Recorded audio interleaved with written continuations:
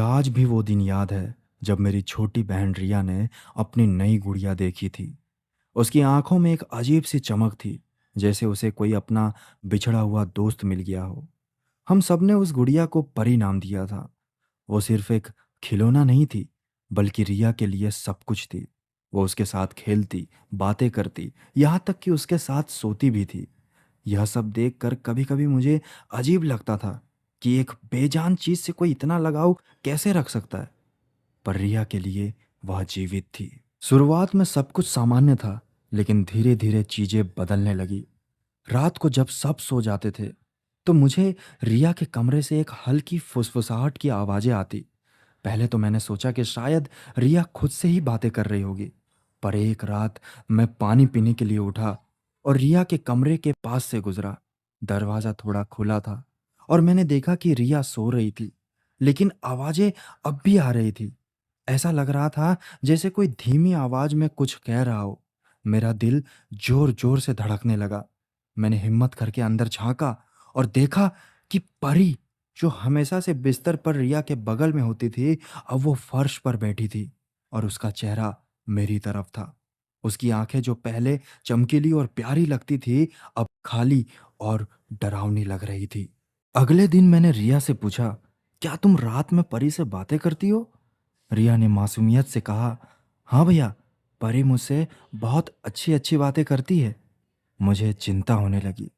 मैंने mummy papa से बात की, पर उन्होंने इसे रिया का बचपना समझा। पर मुझे पता था कि यह सिर्फ रिया का बचपना नहीं था। रात में गुड़िया का अचानक से अपना जगह बदल लेने की घटनाएं धीरे धीरे बढ़ने लगी। कभी वो कमरे के एक कोने में मिलती, तो कभी अलमारी के पास। एक रात तो मैंने सीढ़ियों के पास देखा, जैसे वो खुद चल कर आई हो। मेरे रोंगटे खड़े हो गए। मुझे डर लगने लगा था कि यह सिर्फ गुड़िया नहीं, कुछ और है। सबसे डरावनी घटना तो तब हुई जब एक सुबह मैं उठा और देखा कि रिया बहुत बीमार है। उसका चेहरा पीला पड़ गया था और वो लगातार बुखार से कांप रही थी। मैंने उसे डॉक्टर के पास ले जाने के लिए तैयार करना चाहा, पर उसने परी को छोड़ने से मना कर दिया।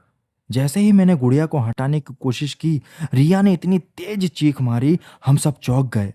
उसकी आंखें लाल हो गई थी और वो मुझे ऐसे देख रही थी जैसे कि मैं उसका कोई दुश्मन हूं। तभी मैंने देखा कि गुड़िया की आंखें चमक रही थी और उसके होठ हल्के से हिले, जैसे वो कुछ कह रहे हो। मुझे समझ में नहीं आ रहा था कि मैं क्या करूं। मैं जानता था कि इस सब के पीछे वो गुड़िया है।